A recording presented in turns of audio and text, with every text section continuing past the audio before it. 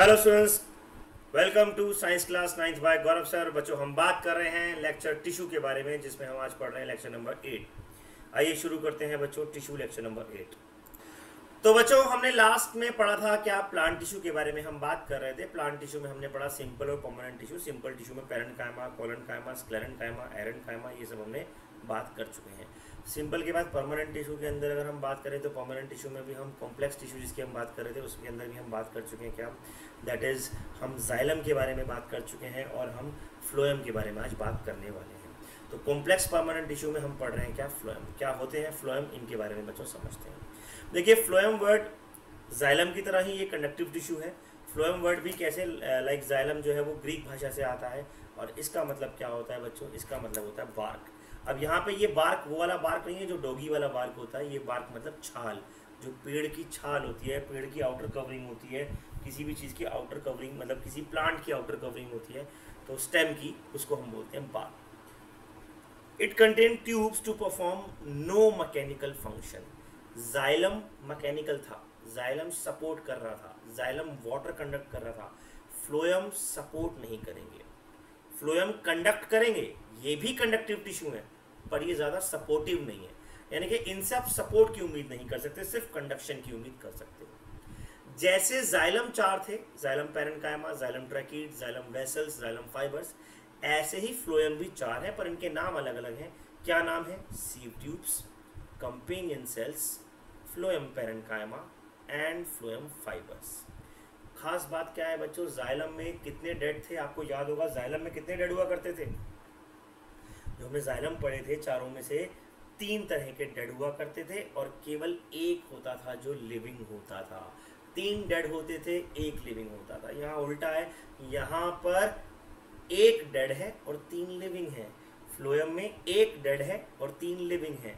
तो आप इन्हीं चारों को देख पा रहे हैं यहाँ डायग्राम के अंदर। ये चारों कौन कौन से हैं देखिएगा, सीव ट्यूब्स या sieve plates, companion cells, phloem parenchyma and fibres. तो इनको हम आज डिटेल में पढ़ेंगे क्या क्या ये होते हैं। आइए बात करते हैं सबसे पहले किसके बारे में, सबसे पहले बात करते हैं बच्चों सीव ट्यूब्स के बारे में। Sieve tubes are cylinder, cylinder मतलब कि कैसे होते हैं, वो एक सिलेंड्रिकल स्ट्रक्चर होते हैं, ट्यूब लाइक स्ट्रक्चर्स होते हैं, compose of elongated thin walled cell.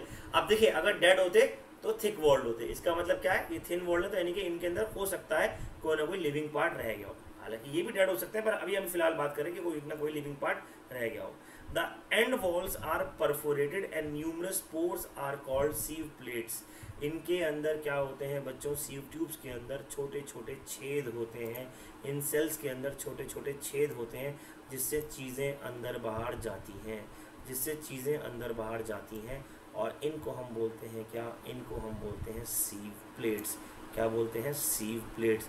हालांकि एक डायग्राम मैं आपको और दिखा रहा हूँ, that is not in your course, आपके कोर्स में ज़्यादा नहीं है पर फिर भी शायद समझने में थोड़ा मदद करेगा, इसलिए वो डायग्राम मैं आपको दिखा रहा हूँ। उसको देखते हैं और समझते हैं कि हम क्या बात करना चाह रहे हैं। ये देखिएगा, I hope you can see this. तो यहाँ पर अगर आप देखेंगे ध्यान से तो ये जो सिलेंड्रिकल जगह है, खाली जगह है, इनमें बीच में क्या है, बीच में सीव प्लेट्स आ गए हैं। सर फोर्थ कंपोनेंट क्या था नहीं है, अभी बता दूंगा, फिलहाल इसके बारे में बात कर लेते हैं बच्चों। तो ये क्या है, सीव प्लेट्स लगी होती हैं ऐसे इनके अंदर, ये प्लेट्स लगी हुई हैं इनके अंदर। तो एक सेल से दूसरे सेल में जो सामान जाएगा, एक सेल से दूसरे सेल में जो चीज़ें जाएंगी वो इन छेदों के द्वारा अंदर जाएंगी। ये छेद से अंदर जा रही हैं, ये छेद से अंदर जा रही हैं, ये कहलाती हैं बच्चों क्या, सीव प्लेट्स। तो sieve tubes contain sieve plates. The nucleus of each sieve cells degenerate at maturity, यानी कि इनमें न्यूक्लियस होता था लेकिन मैच्योरिटी में आते आते डीजनरेट हो जाता है। तो हम इसे कम्प्लीटली डेड नहीं बोल पाते हैं, ठीक है ना। तो ये फिलहाल मैच्योरिटी पर डेड हो गए लेकिन कम्प्लीटली डेड नहीं है। नंबर 2 आते हैं बच्चों कंपेनियन सेल्स। कंपेनियन सेल्स नाम से पता चल रहा होगा ये साथ साथ चलेंगे। किसके साथ साथ चलेंगे? ये सीव ट्यूब्स के साथ साथ चलते हैं। फिर से वही वाला डायग्राम देखते हैं बच्चों, देखिएगा, ये सीव ट्यूब्स हैं, ये जो बड़े बड़े सिलेंड्रिकल सेल्स हैं ये सीव ट्यूब है, लेकिन इनके साथ जो ये वाले सेल लगे हुए हैं, ये वाला सेल, ये वाला सेल, ये सेल कौन से हैं? ये कंपेनियन सेल्स कहलाते हैं।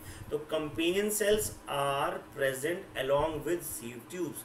कंपेनियन सेल्स जनरली किसके साथ साथ प्रेजेंट होते हैं? सीव ट्यूब्स के साथ साथ प्रेजेंट होते हैं. Companion cells are present along with sieve tubes. So generally associated with sieve tubes in a small thin wall cells containing dense and very active cytoplasm and large elongated nucleus. ये important point है, very active cytoplasm and large elongated nucleus. इसका मतलब क्या हुआ कि ये cell जिंदा होते हैं और यही सेल सीव ट्यूब्स को भी मदद करते हैं जिंदा रहने में. तो जैसे गाना आया था, जिंदा रहने के लिए सनम तेरी कसम एक मुलाकात ज़रूरी है, तो इन दोनों की मुलाकात आपस में होती रहती है. कंपेनियन सेल सीव ट्यूब को फूड प्रोवाइड कराते रहते हैं, न्यूट्रिशन प्रोवाइड कराते रहते हैं, न्यूक्लियस की कमी नहीं खलने देते और सीव ट्यूब्स भी जिंदा रह लेती हैं. और भैया पैरेन्काइमा तो आपको पता ही है, माँ के बराबर होता है. हमने थर्ड पार्ट पढ़ा था क्या, parenchyma. These are thin-walled living cells of parenchyma of phloem. They have two functions: storage and slow lateral conduction of food. जैसे वहाँ पर lateral conduction of water था, यहाँ पर क्या है? lateral conduction of food है.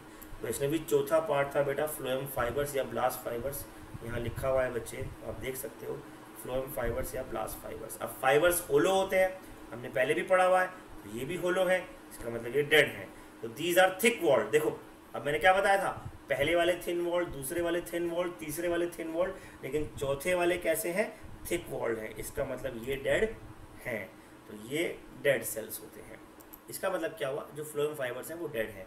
अब फ्लोएम फाइबर्स को बास्ट फाइबर भी कहते हैं. बास्ट फाइबर्स क्यों कहते हैं?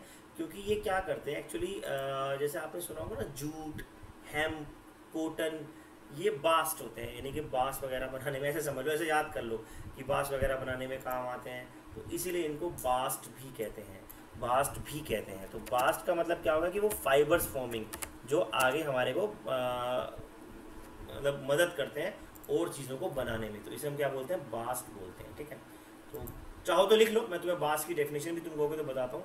अ fibrous material from plant, like किसी भी फाइबर को बास्ट, मतलब ये समझ लो फाइबर का दूसरा नाम है बास्ट, बस ये समझ लो, फाइबर का दूसरा नाम है बास्ट एक तरीके से, तो उसको हम बास्ट कहते हैं. ठीक है, एनी हाउ, तो ये हो गया बच्चों कौन से? Bast fibres. अब बास्ट फाइबर्स क्योंकि मैकेनिकल स्ट्रेंथ देंगे, फाइबर है, तो हमने जैसे जाइलम फाइबर पढ़े थे, तो इसका मतलब केवल एक ही फ्लोएम ऐसे जो थोड़ा बहुत मैकेनिकल स्ट्रेंथ दे देते हैं, और वो कौन से हैं? बास्ट फाइबर्स हैं.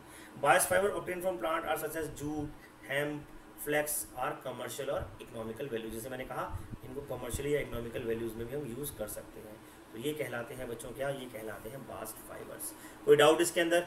आ रही है बात समझ? क्लियर है? गुड.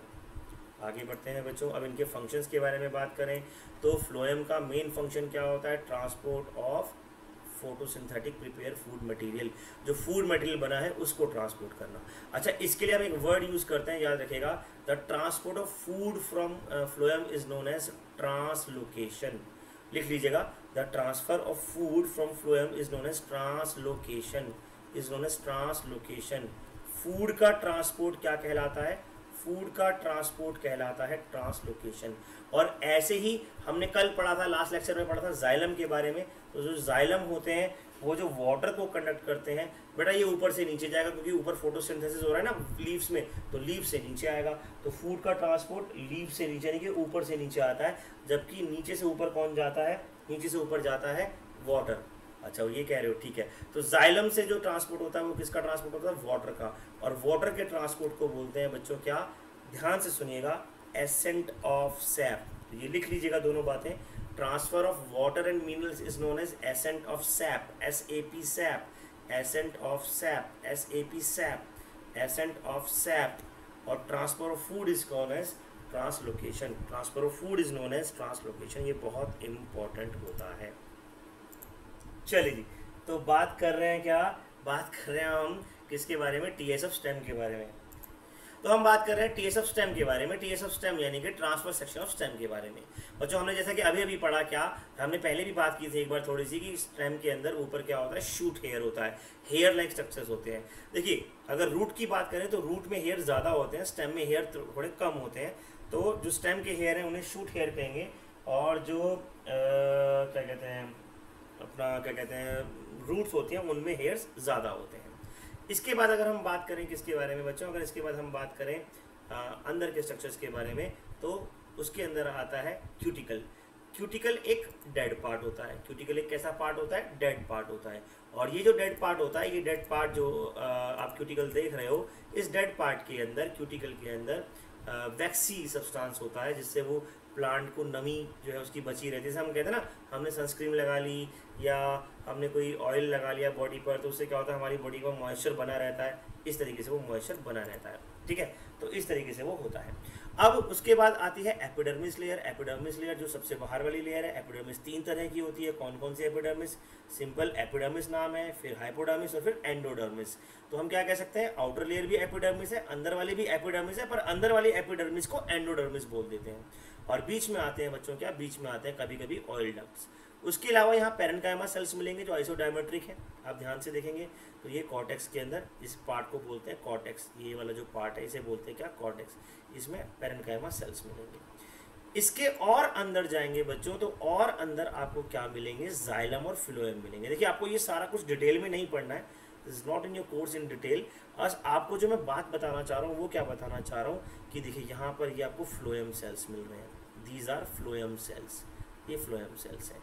इनके अलावा यहाँ पर जाइलम सेल्स हैं। ये देखिए, ये जाइलम सेल्स हैं, जाइलम सेल्स मिल रहे हैं, फ्लोएम सेल्स मिल रहे हैं। और एक बहुत इंपॉर्टेंट स्ट्रक्चर है बच्चों जो जाइलम और फ्लोएम के बीच में अपने आप बनता है धीरे धीरे, और इसको हम बोलते हैं कैम्बियम रिंग। क्या बोलते हैं? Cambium ring. इस रिंग की खास बात बताता हूँ। ये रिंग हर साल एक बार एक नई रिंग बनती है। अगर आप पेड़ को काटोगे ना, तो पेड़ को जब आप काटोगे तो उसमें आप देखोगे उसमें गोल गोल रिंग्स बनी हुई हैं। क्या बनी हुई है? गोल गोल रिंग्स बनी हुई हैं, और उनको हम बोलते हैं क्या? Cambium rings. ये कैम्बियम रिंग्स जो होती हैं ये हर साल एक रिंग बनती है। इसका मतलब अगर आप क्या करो, इसका मतलब अगर आप प्लांट को तने को काटो, तो तने को काटने के बाद अगर आप उसमें रिंग गिनोगे तो वो सारी की सारी रिंग्स उसकी उम्र बता देगी। You can also check out the age of the plant. आप किसी भी प्लांट की एज उसकी लकड़ी को देखकर पता लगा सकते हो। कैसे? मैं आपको एक रिंग का भी डायग्राम दिखाता हूँ। तो रिंग का डायग्राम देखिएगा बच्चों, अभी मैं आपको दिखाता हूँ कैम्बियम रिंग का। ये देखिएगा, ये कैम्बियम रिंग्स, ये इस तरीके से कैम्बियम रिंग बन जाती है। जब हम पेड़ के तने को काटते हैं तो इस तरीके से वो दिखाई देती है, ठीक। ये कहलाती है क्या? कैम्बियम रिंग्स, ठीक है। तो वो टीएस ऑफ स्टेम के बारे में हम बात कर रहे हैं, ठीक है।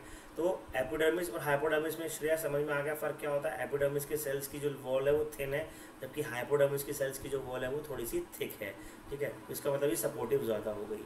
फिर उसके बाद जो कॉर्टेक्स सेल्स आते हैं वो आइसोडायमेट्रिक हैं। हमने पढ़ा है कौन से सेल्स आइसोडायमेट्रिक होते हैं। और फिर अंदर फ्लोएम और क्या होते हैं? जाइलम होते हैं। तो सबसे मिडिल वाला पार्ट होता है बच्चों, उसको पित्त बोलते हैं। क्या बोलते हैं? पित्त बोलते हैं। तो इस तरीके से टीएस ऑफ स्टेम के बारे में एक हल्का सा आपको आउटलाइन स्ट्रक्चर याद रहना चाहिए, आपको पता होना चाहिए। Detail structure will come in your 11th और 12th class, so you don't have to worry about that. फिलहाल जितना आप इसको समझ सकते हैं उतना अच्छा। कोई क्वेश्चंस अगर आपको इसमें पूछने हो तो I most welcome in a lecture that is will be of difficulties lecture और क्वेरी लेक्चर्स, ठीक है। उसको हम अलग से रखेंगे।